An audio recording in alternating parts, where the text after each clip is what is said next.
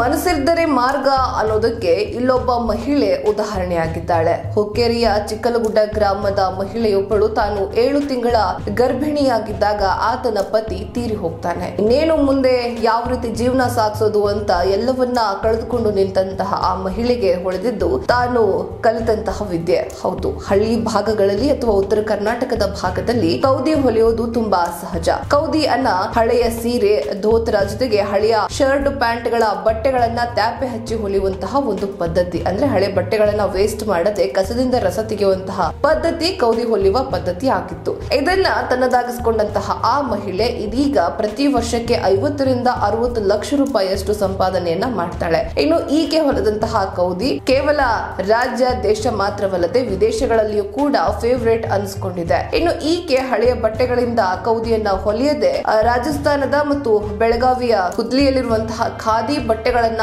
ಬಳಸಿ ವಿಭಿನ್ನವಾಗಿ ಕಾಟನ್ ಬಟ್ಟೆಗಳನ್ನ ಬಳಸಿ ಮತ್ತು ಆ ಕಾಟನ್ ಬಟ್ಟೆಗಳ ಮೇಲೆ ವಿಭಿನ್ನ ಬಗೆಯ ಬಣ್ಣಗಳ ಚಿತ್ರಣವನ್ನ ಮೂಡಿಸಿ ಆಕರ್ಷಕವಾಗಿ ಆ ಕೌದಿಯನ್ನ ತಯಾರಿಸಿ ಮಾರ್ತಾ ಇದ್ದಾಳೆ. ಇನ್ನು ಈಕೆಯ ಜೊತೆಗೆ ಹಲವಾರು ಮಹಿಳೆಯರು ಕೂಡ ಕೈ ಜೋಡಿಸಿದ್ದು ಈಕೆ ತಾನು ಸ್ವಾವಲಂಬಿ ಆಗದೆ ಬೇರೆ ಮಹಿಳೆಯರಿಗೂ ಕೂಡ ಕೆಲಸವನ್ನ ಕೊಟ್ಟು ಅವರ ಸಂಸಾರ ಸರಾಗವಾಗಿ ನಡೆಯೋದಕ್ಕೆ ಸಹಾಯವನ್ನ ಮಾಡ್ತಾ ಇದ್ದಾಳೆ. ಈಕೆ ನಿಜಕ್ಕೂ ಎಲ್ಲರಿಗೂ ಸ್ಫೂರ್ತಿಯೇ ಸರಿ.